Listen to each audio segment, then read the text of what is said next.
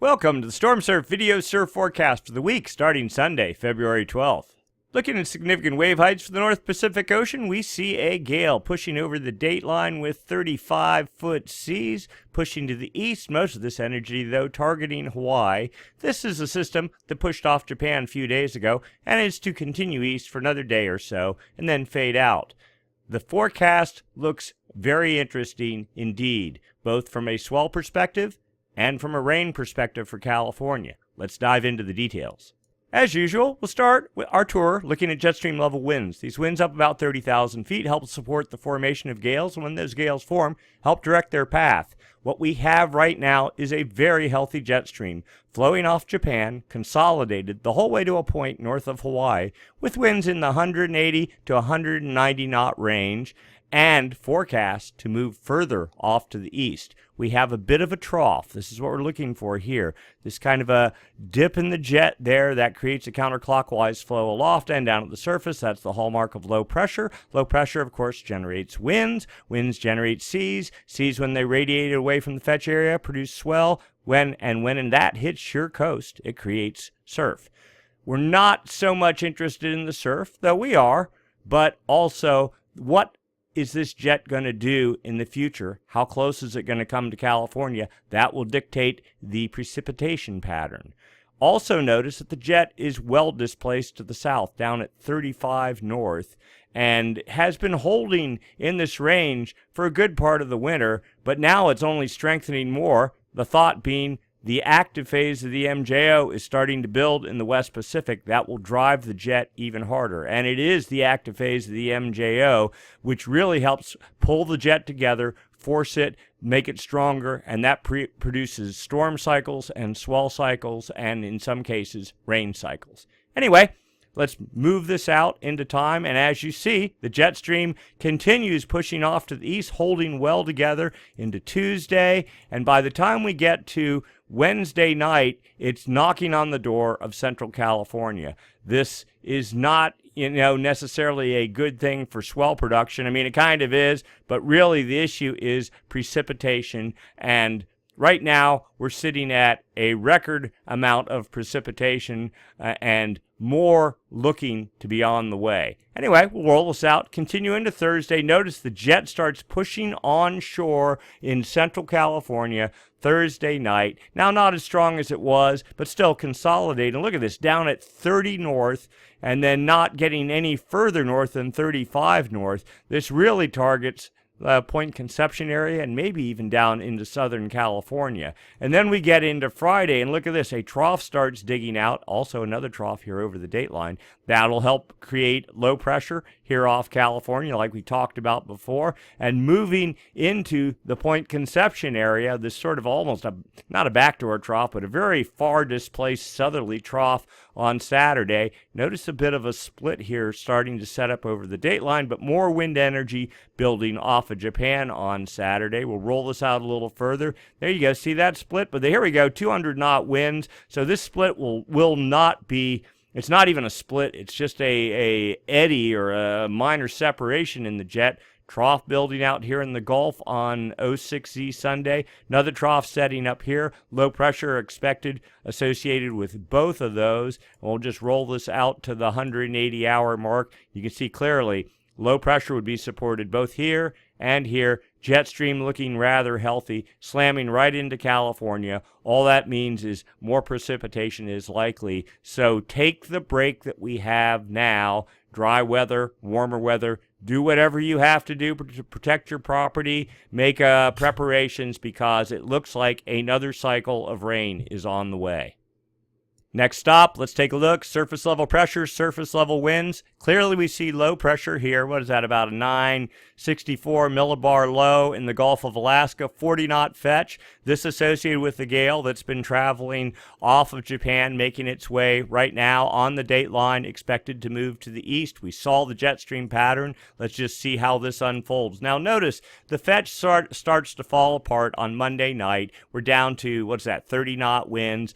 Not so organized, not a strong swell producing system, but broad, very broad in its coverage, and a lot of air moving in association with it. The front holding off the California coast Tuesday night into Wednesday. A little bit of low pressure there starts developing Wednesday night, pushing up into Northern California. The front pushes into at least San Francisco, down into Monterey Bay, more than likely. Then you see low pressure here, low pressure here. We know what the jet stream is doing aloft. All it's going to do is start amplifying these lows. And here you go. Here's the next system queuing up on Friday off the coast. Yet another one, and this one a storm, 55-knot winds, 18Z on Friday, moving off to the east while this system starts moving over California Friday night into Saturday. The second system moderates down to 45-knot winds at 18Z on Saturday. But then look at this.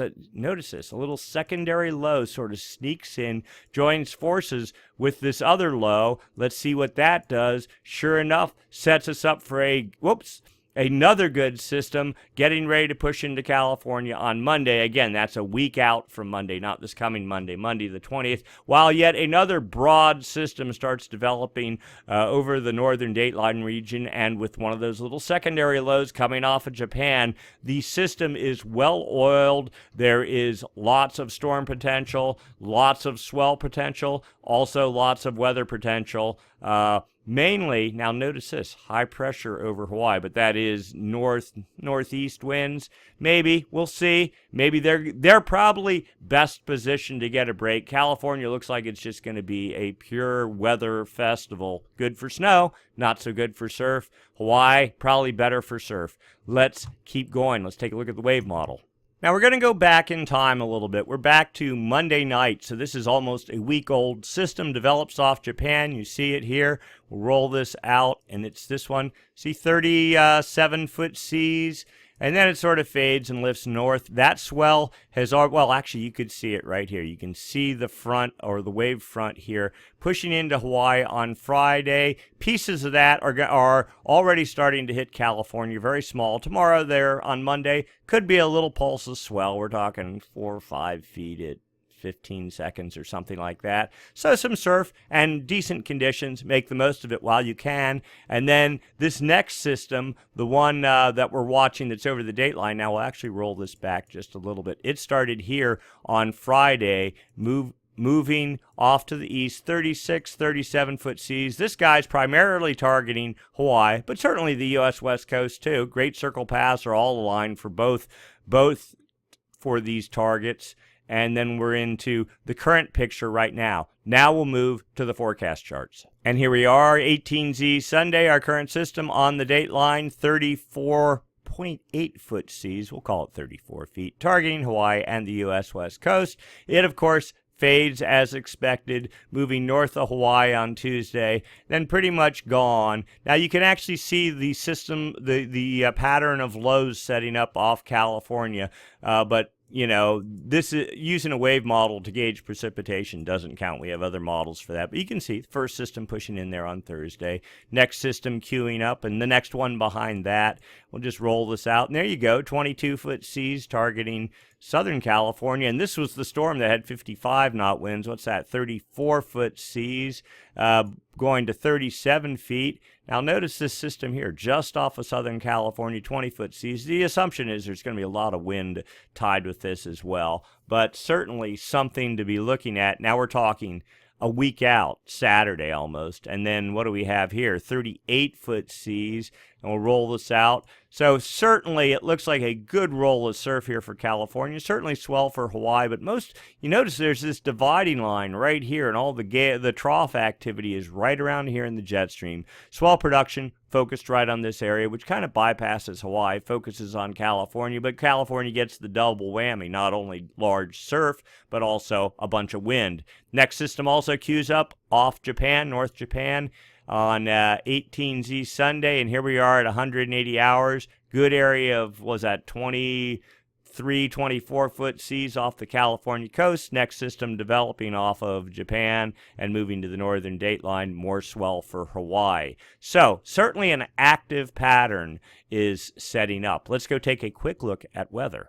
So here we go. This is just surface level pressure, surface level winds, but zoomed in, you kind of get a better sense of what's going to go on with California. High pressure off the coast right now, a light northerly flow. Actually, there were some clean conditions in the San Francisco Bay Area today. Small little wind swell, nothing great, but it was fun. A nice break from the storm. You see high pressure trying to hold on into Monday and even into Tuesday, but look at this. The wall of death, that's a gross over-exaggeration, but you can see the change in the pattern is very evident, lurking just off the coast on Tuesday into Wednesday. The front makes it to, what is that, Point Arena, and then kind of stalls. And light south winds start building along the central California coast, northern California, let's say north of San Francisco. That's where the south winds really kick in on Wednesday night, and that kind of fades out. Not such a strong system, but then here we go. Here comes the parade of storms. Now look at where the core of the low is. It's down almost, what's that, off of... there's Monterey Bay somewhere there, and it's even south of that, so Big Sur, something like that. Coming on shore Friday night, a lot of wind for everywhere. North winds there, south winds and west winds into Southern California and Baja. Not looking so good. Next system queues up off the coast. You get the general idea here. We don't have to explain it all. But a parade of storms, a big, bumpy, choppy mess, more than likely. And of course, Hawaii protected nice and tight down there. And then here we go, same thing, surface pressure, you clearly see, and we do the high pressure in blues, low pressure in reds, clearly see where the high pressure and the line between the low pressure are. We'll just roll this into motion. This is all about precipitation now. When does the rain start? How does it look? Of course, it's all modeled and starts moving into Northern California Wednesday. Of course, all this is subject to change, but the models have been fairly stable. And if you look across a variety of different models, this is the GFS model, they're all saying basically the same sort of thing. Wednesday night, rain, but doesn't make it south of the Golden Gate. And even into Thursday morning, there we go, the first hint of rain. And also we're looking, just doing a quick scan right here, Tahoe, the Sierras, that area, looking for snow. If it turns white, there we go. Snow starts probably midday Thursday, kind of higher elevations though. Notice that it's mixed with rain, and then things dry out. So nothing really there. Then we get into Friday, next batch of rain comes in. Then things start lighting up here. Snow in the Sierra by mid, and look at that, pretty heavy. The question is, it's hard to tell whether that's snow or rain. The assumption is it's snow. And then we get into Saturday. That goes on. Rain, a little bit of a break into Sunday morning maybe. And then here comes the next batch. Snow certainly there. And we're out 180 hours. So a series of rain events. Certainly, and notice this, the subtropical or even tropical connection. Atmospheric river sort of setup. Now we're also working on, we showed you the snow models last week, zoomed in way on, just like the Tahoe area, and we have them for Mammoth and other spots here. But what we're doing is working, they only go out there, the high-res models, the NOM model, it only goes out 84 hours. We're currently working on taking this GFS model, running it through the same sort of pattern so we can zoom in, and it'll go out 10 days just to get a sense of what's going on snow-wise at most of the major resorts. It'll probably be a couple of weeks till we can get that out, but we'll be testing it and working with it. We've made some good progress over the past week. So let's put the current Northern California precipitation to date in perspective compared to other years, okay? And this is Northern Sierra precipitation based on these 8 monitoring points from, we'll call it just south of Lake Tahoe, up to Mount Shasta. Most of this is about flood control and managing water supplies and that sort of thing. But in this region here, now, here is the driest year, 19 inches over the entire year. And then 2014, 2015, when that first El Nino started, westward displaced, we only got 37 inches. Here's the long-term average from 1922 to 1998, 50 inches a year. And then the 2015, 2016 supposed super El Nino deluge event, just a little bit above normal, Now we're talking, let's go talk real El Ninos. The Super El Nino of 1997-98, 82 inches. The average is 50. The wettest year on record ever, 82-83. That was the other Super El Nino, 88.5. Now, here's where we are right now, 68 inches. Certainly not 88 or 82 inches, but look where we are as of February 11th. If you look at February 11th, those Super El Ninos were down here in the 45 to 50 inch range of precipitation. We're up at 68. We have another series of storms coming. Who knows how much we'll get out of that? The point being, this year is setting up so far to be the wettest year in, at least in terms of northern Sierra precipitation so far. We'll see what happens. Certainly, you're not imagining things. There's plenty of data to support. This is an extremely wet year. Keep this in your memory. Remember it, because it will go down, certainly, as one of the, if we stopped right now, one of the top 3 maybe? I don't know. There's some data missing in here. It's hard to tell, but certainly a very wet year. And also thanks to Daniel Swain. He's the one that found this chart. We're reposting it, but he was the one that did the digging and found it, so thank you. Let's look longer term. What's going on with the Baden-Julian oscillation? And now we're not calling it La Nina. We're not calling it El Nino. ENSO, the El Nino Southern Oscillation Index. So it's the pattern, the El Nino to La Nina and back and forth. That cycle, different from the MJO cycle, different from the seasonal cycle. And, and then, of course, the longer-term cycle, the PDO, longer than that. So we'll start looking for evidence of the active phase of the MJO. The active phase of the MJO, of course, enhances the jet stream in winter months.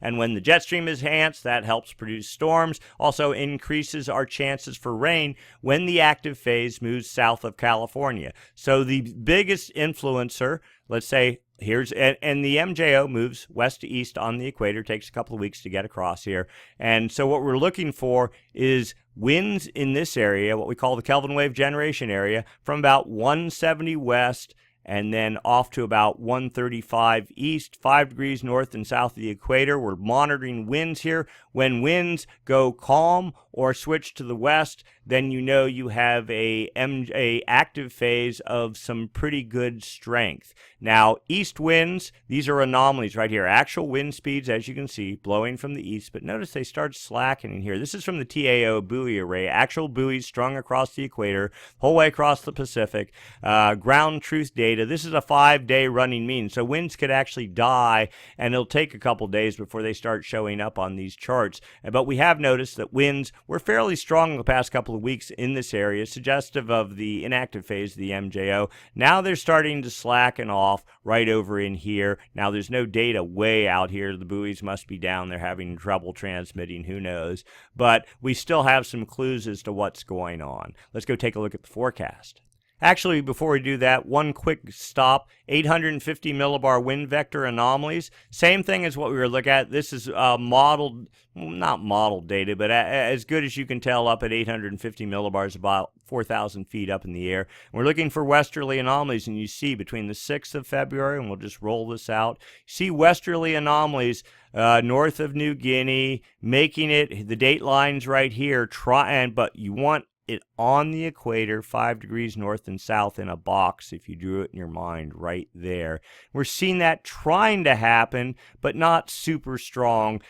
Clearly suggestive that the active phase of the MJO is in the far west Pacific. We want to see it move to the east and a little bit more cohesive. That fuels the jet stream more in the dateline region. That would help produce storms. The deal is when the MJO starts moving south of California, those westerly anomalies, maybe on the equator, they tend to weaken by the time they get over here, but what it does is it really pushes strong weather into California. Wherever the active phase of the MJO is, north of it in winter months, that's where the center of storm production is.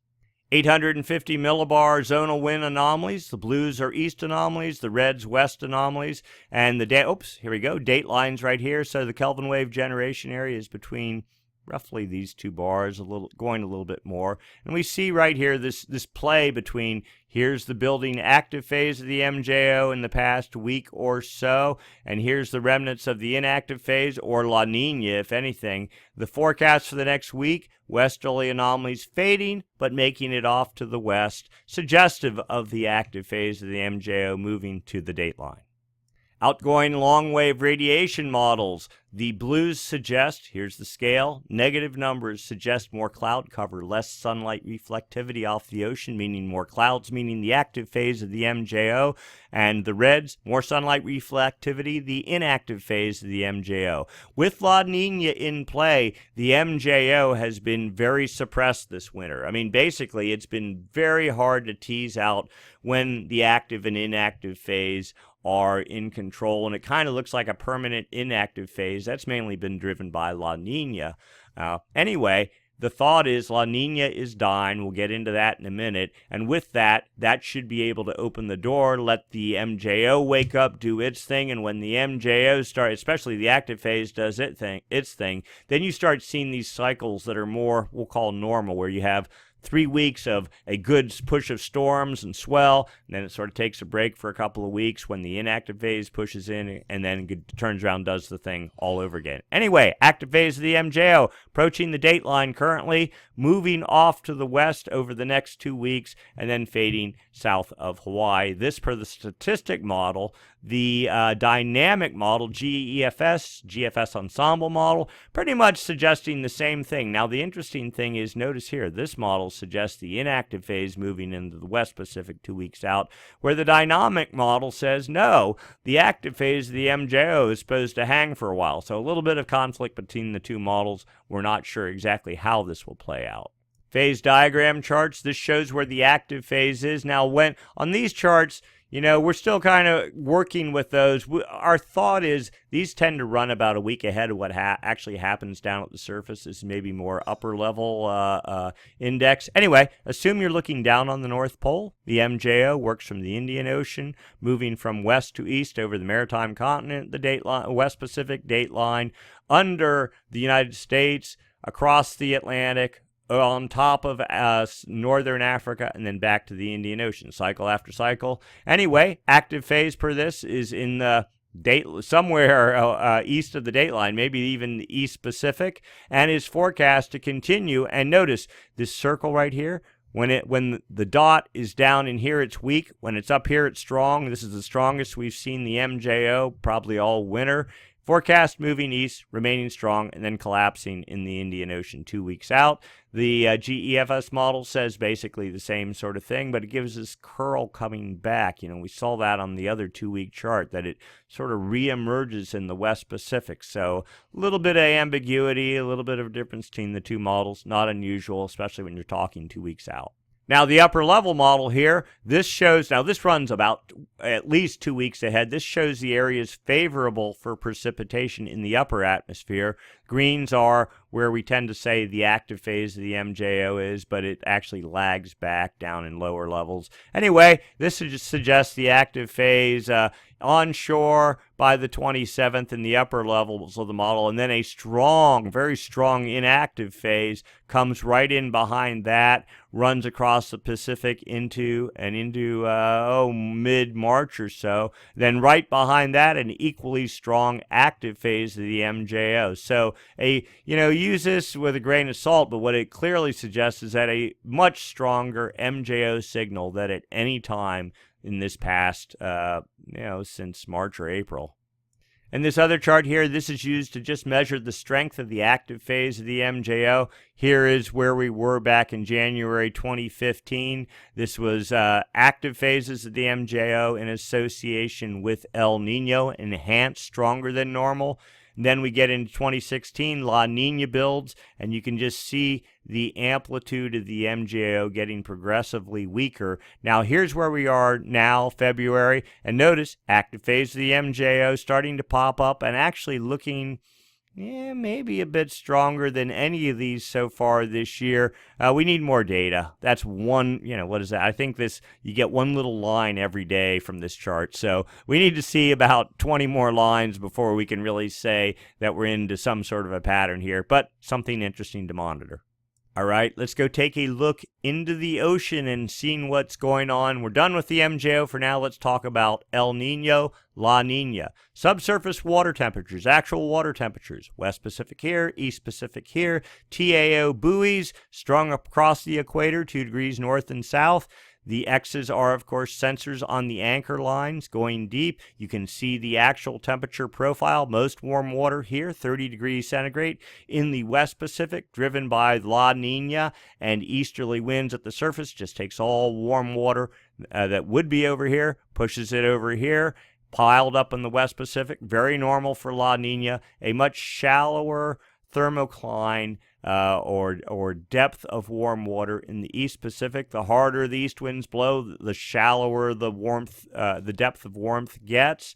But we have noticed here the 26-degree isotherm starting to make some pretty good headway over here. Very shallow, but suggesting that some warm water. Now notice here's the 28-degree isotherm. That's mainly used. And it's still a brick wall, well displaced west of the dateline, but still some warm water starting to move, suggesting the death of La Niña.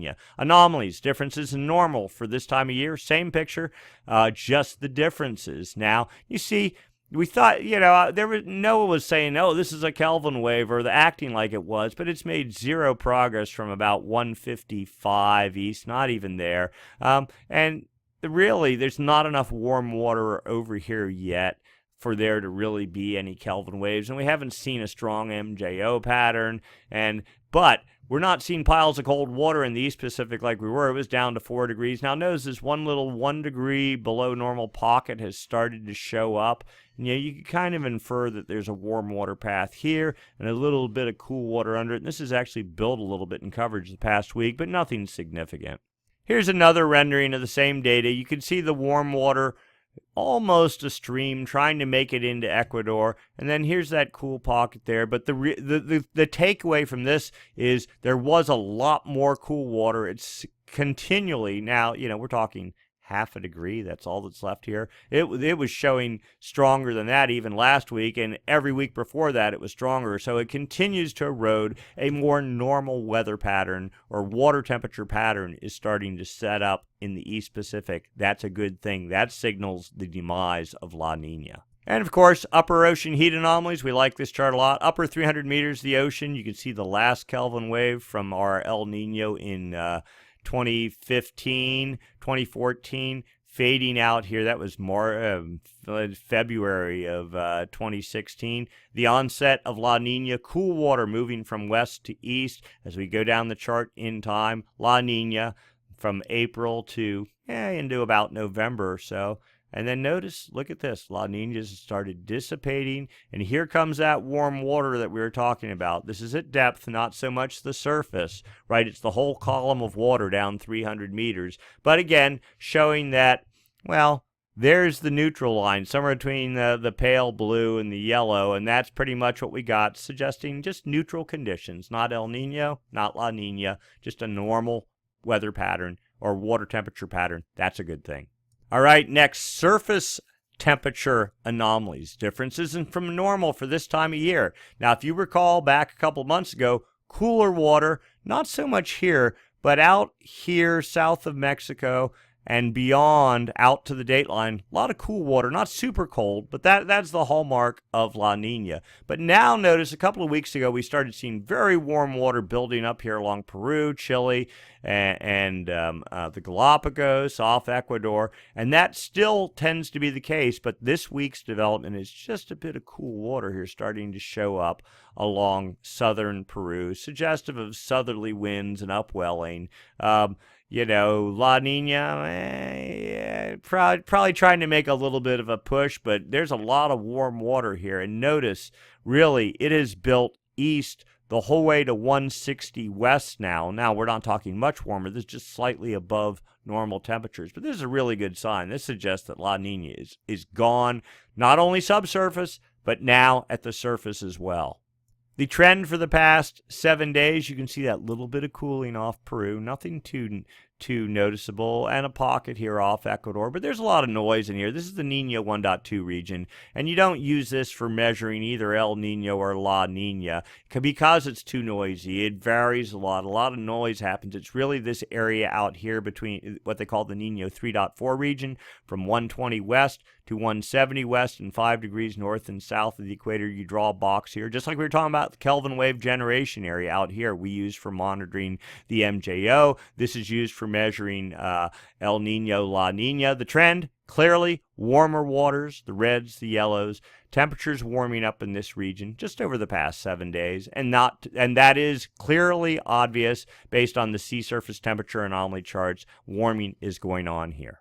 And then the backed off view almost looks like a little bit of El Nino here, but the temperatures aren't really warm enough. We know that there's not enough warm water at depth here. And, even if there were a strong MJO, westerly anomalies, probably not enough to create enough of a Kelvin wave, or certainly not enough of them to get an El Nino going, but certainly enough to make it normal and a little bit warmer than normal. Now, this warm water, remember, trades are blowing here. This warm water will make its way over here, and it's already, the cool pool started here a couple of weeks ago, and notice it's all filled in with basically normal water temperatures here, and all that's left of La Nina is this one little pocket here, and guaranteed this warm water is migrating. We've seen it over the past week filling in this area. It's just going to keep marching right across here and wipe this all out in a month or so, and La Nina will be gone. Officially, NOAA is saying La Nina is dead. The last little bits of it are here. Now, what's happening in the ocean is not necessarily a reflection of what's going on in the atmosphere. The atmosphere has a lot of momentum. It's got this La Nina thing going in it. It's not going to easily change. It'll take a couple of months at least before it senses what's going on down at the surface. But that's okay. The pattern that's going on right now, maybe not great for surf, great for precipitation, and I don't want to say, yeah, we need it because all the reservoirs are full and there's a lot of damage and a lot of bad things happening. But in California, when you can get water, you take it and make the most of it. And as we've seen by all the data, we are certainly getting a lot of it, and more is on the way. And then finally, the forecast for the Nino 3.4 sea surface temperature anomalies. This is the area used for measuring the strength or development of El Nino or La Nina, ENSO. So we saw, of course, the fading remnants of our El Nino back in 2016. Here, we'll pull this up just a little bit so you can see that. 2016, our mini, weak, westward displaced La Nina in the early part of this year into October 2016, and then a return to normal here in January. Notice this little bit of a dip here occurred moving into February. The models are very stubborn. They're still at least this model, the CFS version 2, consistently saying there's going to be this big upward spike in temperatures. We don't really believe that. To nearly 1 degree anomalies by April, that would put us in El Nino. Just looking at the subsurface ocean dynamics, there's not enough warm water there. We'll give it the possibility, but it just doesn't seem realistic. And then from there, moving up to 1.25 degrees by the fall, that would certainly be El Nino territory, not super El Nino or anything, because we saw it was up to almost 3. But weak El Nino, maybe. Let's look at some other models. Here we go. Columbia University provides this data, a consolidation look for February of a bunch of other models. This is a little bit more probably realistic view, suggesting half a degree above normal by May, pushing to maybe 0.8 of a degree as we move into the fall consensus line. Not too bad. Probably closer to realistic. Yes, that would be El Nino. Half a degree for 3 months and 3 consecutive 3-month runnings would constitute El Nino. Probably not quite enough for this model, but enough to say certainly by the fall of next year we would certainly be neutral, no more La Nina, and moving into a weak El Nino regime. But again, there's just not enough warm water in the ocean yet to get you much of an El Nino. So to wrap things up, jet stream looking mightily impressive, strong, consolidated, southward displaced, running the whole way from Japan into California in a couple of days. Series of swell producing system in the water right now, getting ready to move north of Hawaii. Swell for Hawaii seems likely. Swell also for the U.S. West Coast. But by the time it arrives, a series of storms setting up again off the California coast. Much weather in store. Take your precautions now to do what you need to do to protect your property. Be safe out there. It looks like another good run of water is on the way that will work us closer to being able to compete for one of the all-time wettest years on record. We'll see how this plays out. The thought is, though, the active phase of the MJO, of course, will move under us, and that will continue the storm event for some period of time. But then the inactive phase is going to come in probably, late February, early March, and we'll go through a 3 or 4 week dry out period. And that'll probably put a bit of a kink in whether we're going to be able to achieve record status or not. Still, fun to watch, interesting to watch, as long as you're safe and as long as everything's okay with you and your family. So that's it for this week. We'll do it again next week, same time, same channel. Thanks for watching.